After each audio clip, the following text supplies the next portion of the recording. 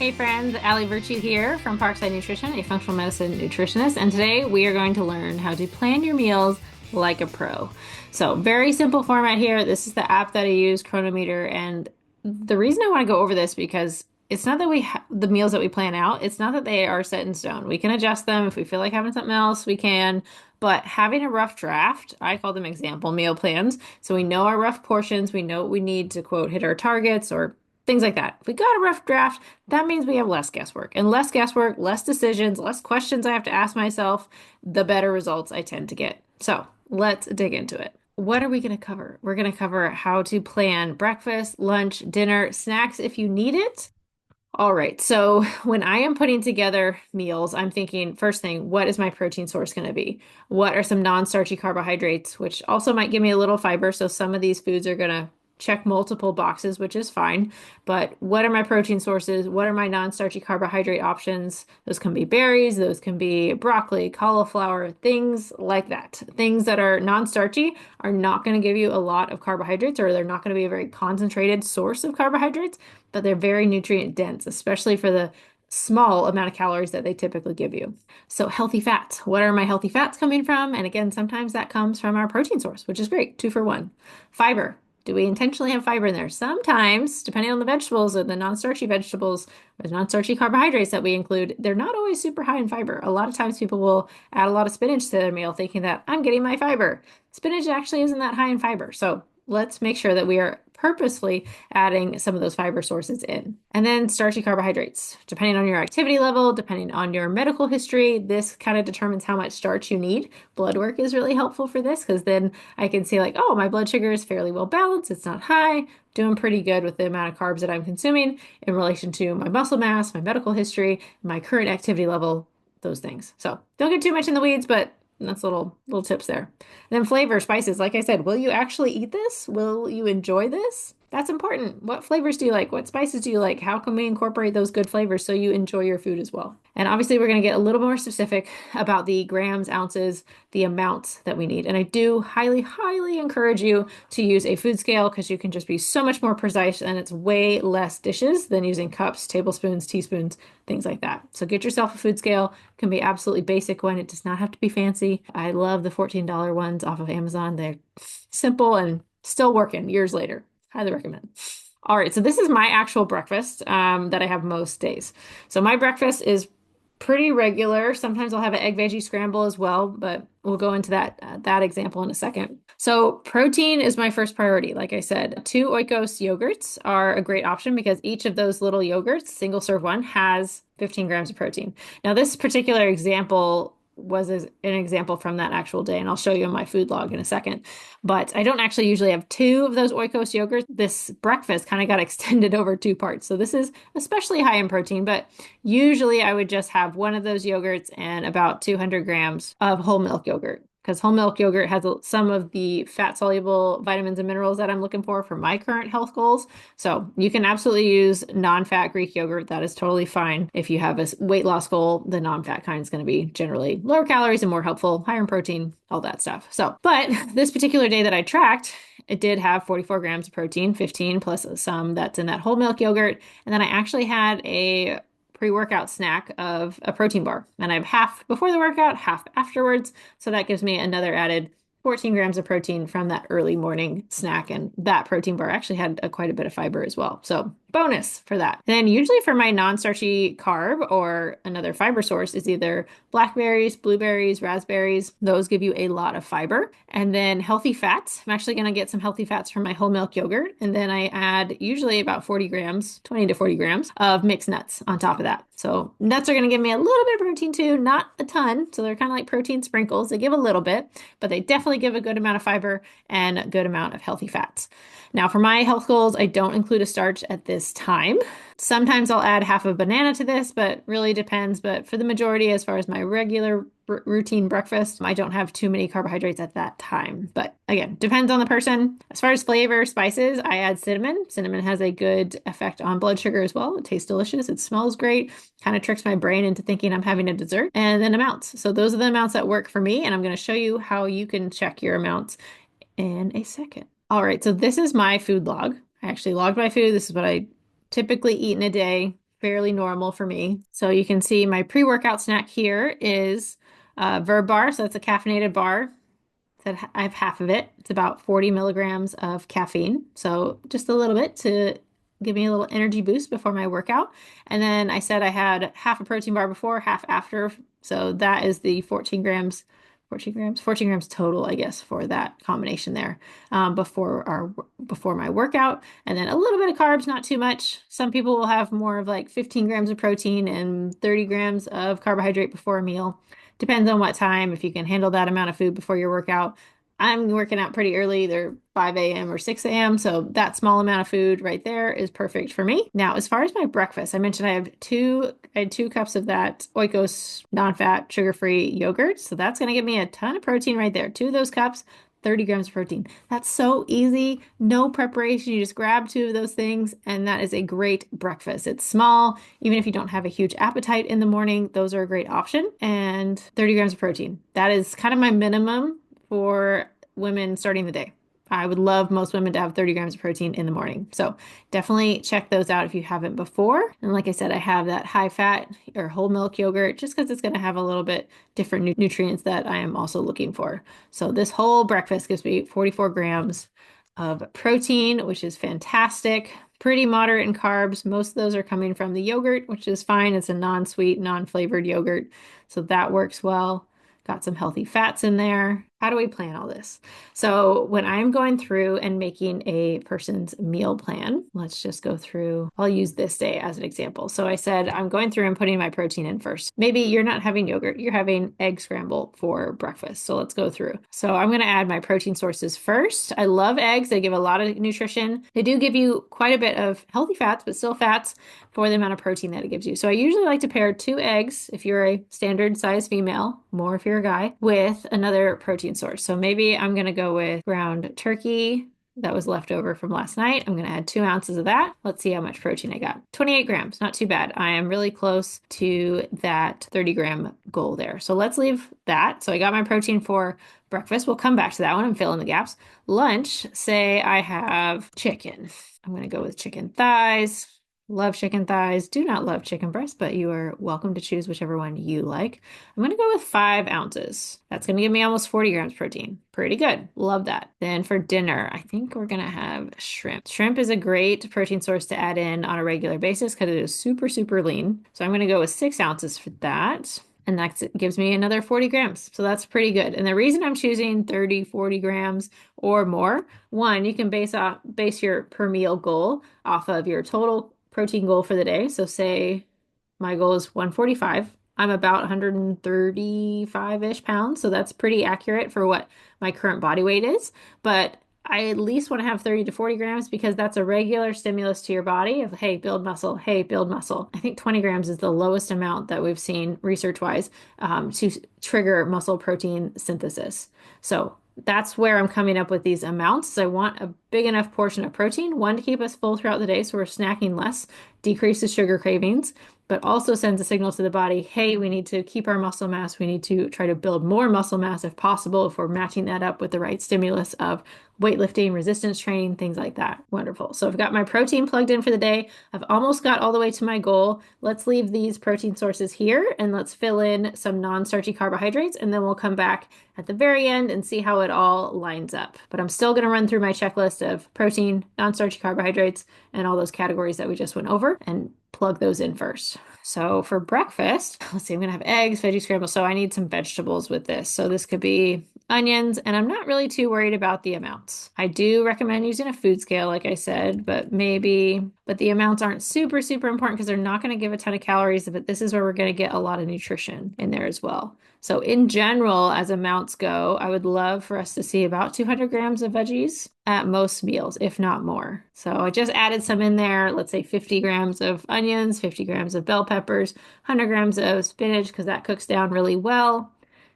That's not going to give me a lot of carbohydrates, 9 whole carbohydrates. So not a lot, but it gives a lot of volume. It gives a lot of nutrition. You can see these vitamins and minerals filling up too. So that is excellent. So that's my protein. That's my non-starchy carbohydrates. And let's add some healthy fats. I actually have a decent amount of healthy fats from the eggs and the ground turkey here. So I don't probably need to fill that. I'm actually going to leave that alone.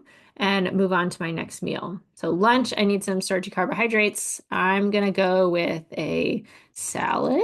And like I said, for these non-starchy carbohydrates, I don't really need to be too exact with the amounts. Let's say 100 grams, which is about a cup of salad.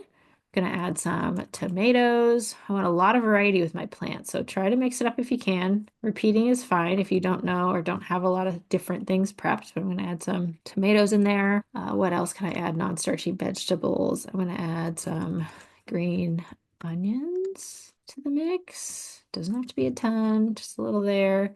And then I'm also gonna add some parsley or cilantro, add a ton of smell, flavor to it, and it's not really adding a lot of extra calories, but it also is pretty nutrient dense as well. You get some vitamin C from it, you get some vitamin K. So highly recommend adding those little greens in, those microgreens in, because it's really going to help give us a lot of nutrition. Okay, so I added some non-starchy carbohydrates there. Again, 7 grams of carbs, not a lot yet. So I'm pretty happy with that. That's lots of volume.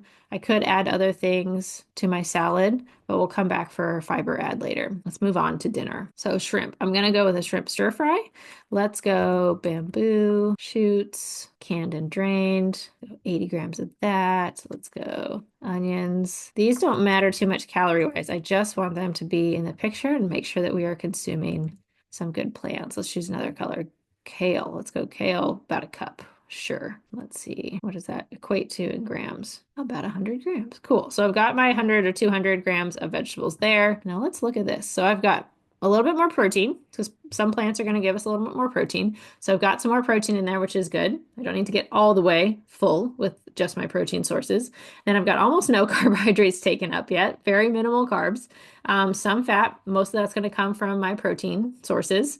And look at all of this. I have crushed a lot of these goals. So much nutrition is going into my meal, and I'm not even done with it. And my calories are so low still. So we have a lot to add to this. All right, so my next category was those starchy carbohydrates. My carbs are low still, so I need to get those up. So I'm going to go back in. Let's fill those in. Let's start with breakfast. I'm going to add a banana. Highly recommend weighing out bananas.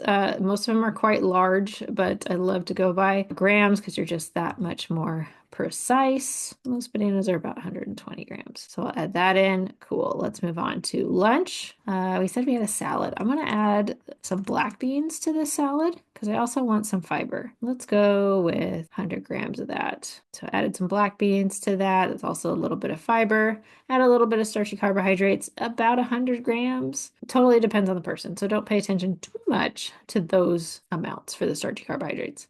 Dinner, it's a stir fry. Let's go rice. Let's go rice.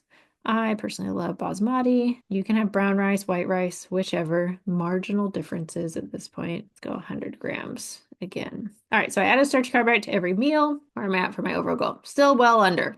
Still got lots of room to play. So maybe I can program some snacks. I usually get a little hungry in the morning before lunch. So let's program an apple in there. Go medium. Most apples are large apples. If you actually weigh them out. Still got carbohydrates left. I love a good protein bar in the afternoon. I just like them. So let's go RX bar. I love the blueberry one. Excellent. Cool. I'm about at my target for carbohydrates. Still got lots of fats in, but I haven't added those yet. So let's go ahead and add some healthy fats. My breakfast is pretty much taken care of. About 20 grams of fat per meal is pretty reasonable, but again, that totally depends on if you're doing low carb, high fat, depends. So, but 20 is pretty good. I could add some to my lunch here. Also, this looks a little dry. If I've got salad, bunch of vegetables, black beans, and chicken. Chicken's giving me a little fat, but the salad looks dry if I were to actually put it together, right? So let's add some salad dressing. Primal Kitchen's a good brand. Let's go with that one. And 2 tablespoons or 30 milliliters, which is also the same as 30 grams. Let's go ahead and add that to my meal. That looks pretty good. 50 grams of protein in that. That looks great. And then let's see, dinner. This is going to be really low fat because shrimp is super, super lean. Look at this. This is crazy. 40 grams of protein, almost no grams of fat. That is wild. For comparison, chicken is 8 grams, almost 9 grams of fat for similar amount of protein. Big calorie difference. Chicken is 250 almost. Shrimp is 170. Huge savings there. So incorporate some of those on a regular basis, and then you can enjoy some of those higher fat proteins as well. Let's see. So dinner is good. What else do I need? I need some fat sources here. What if we added avocado to that? That would be wonderful. Let's go, because it is so lean, let's go 100 grams, which is going to be about over half of an avocado. Still got lots of fat left here. So my carbohydrates are full. My protein is higher than I need, but that's fine. I can go back and cut some portions down if I need to, but it's fine to plan to be over the protein. If we get full, we can just stop and then it'll probably end up just about right. I want to check in with fiber. So fiber is down here, 43 grams of fiber. Pretty great, pretty great. So a general recommendation is about 14 grams of fiber per 1,000 calories that you consume. So if we're eating 2,000 calories a day, about 28 grams or 30 grams of fiber per day is a great goal. I'm close to that. I'm over that. I would love to see a higher amount of fiber for most people. So this is pretty great. If you're not sure where this fiber came from, you can just hover over or click on the app or the fiber bar. And then black beans, that's where I got most of my fiber from. Avocado, the RX bar has dates in it, and that has some fiber. Kale, and then it goes down from there. But it's going to list those sources first. You can also hover over the fiber, and it's going to tell you legumes, yellow beans, navy beans, black beans, whole grains, cereals, bran, oats, vegetables, fruits, artichokes, etc. Raspberries are all high fiber sources. So it teaches you kind of where that stuff is coming from. So pretty great. If you want to be a super nerd like myself, and you see these things are pretty full, but maybe iron is low, we can make a little swap here. So if my iron is low on a regular basis, let's trade it out for beef. Let's go 85% lean. We'll go in the middle. Not super, super lean, but close. I believe I had 5 ounces of chicken, so let's just make that straight swap here. So I'm going to change the chicken to 0, and I have 5 ounces of ground beef instead, and let's see how that changes things. So my iron went up a little bit. Calcium still on the lower side, but I could also add, instead of this apple for a snack, because we had an egg scramble for breakfast, what if we add those Oikos yogurts as a snack? See if that helps my calcium. There we go. Little increase there. Where did I get it from? Kale and that yogurt. So that boosted that a little bit. And it's not that you have to be precise about these nutrients, but if you get a very routine about your meals and you're constantly low on iron or constantly low on calcium, it can just be good to check in on those and see what other foods can I incorporate if I'm constantly low in a certain nutrient. So I could include more peanuts, almonds, eggs, meats, etc. if I wanted more biotin. So not super important to get in the weeds, but it's a great way to add variety to your meals, forcing you to buy the things, try the things, and then also your body appreciates it because it's getting more nutrition from different sources. And especially for gut health, it's really great to get a variety of plant foods in here. All right, my overall needs, my protein's way high. I can take these portion sizes down a little bit if this feels like it's going to be too filling. I can take that down to 4 ounces. Maybe I take that down to 5 ounces. And look, I'm still just over my protein, well under my calorie goal. And so I could add a little bit more carbohydrates if I wanted to, could add some more fats if I wanted to. These macro targets are personalized to my goals, so don't necessarily look at that. But for whatever your targets are, hopefully you're working with a professional to help determine those. But that's how you can kind of build a relatively balanced day. I've got protein at every single meal. I've got lots of carbohydrates. I've got lots of fiber. I've got lots of healthy fats. And this looks pretty filling. So if we were to picture these meals, one, for me, my mouth is almost salivating. They look good. They sound good. Obviously, I put them together, so I will eat them. I will enjoy them. I'm excited to eat them, etc. But hopefully that's the same for you. These are pretty filling. These are pretty high volume. These are probably going to fill me up quite a bit. So I probably don't need these snacks. That's what I kind of have in the back of my head as well. If I don't need this, totally fine if I'm full on these meals. So make sure we're always checking in with how we feel with these meals, not just eating by the calculator, unless you do have a very strict goal and you're working with a coach that can reinforce like, hey, yeah, we actually do need to eat that much. I think that's a downfall of tracking macros or using an app sometimes, is we will just push through and stuff ourselves to finish the meal because we need to hit our macros. Sometimes that's appropriate. Sometimes I think people need to really remember that it's actually really important to stop when we're almost full. And when we have high volume meals like this, like lots of fruits, lots of vegetables, they physically fill us up because there's a lot on our plate, even if the calories aren't super high. Awesome. All right, guys. Well, hopefully that gives you a lot of good ideas of easy meals, well-balanced meals, high fiber, high protein, all the things that traditional standard American diets are missing. And hopefully that helps you plan your meals like a pro. All right. If you have any questions, please let me know in the comments below. If you want other questions covered, please email me, Allie, ALI, at parksidenutrition.com. But thanks so much for watching. Make sure you subscribe and check out the new podcast, the Pre-Diet Podcast by Allie Virtue.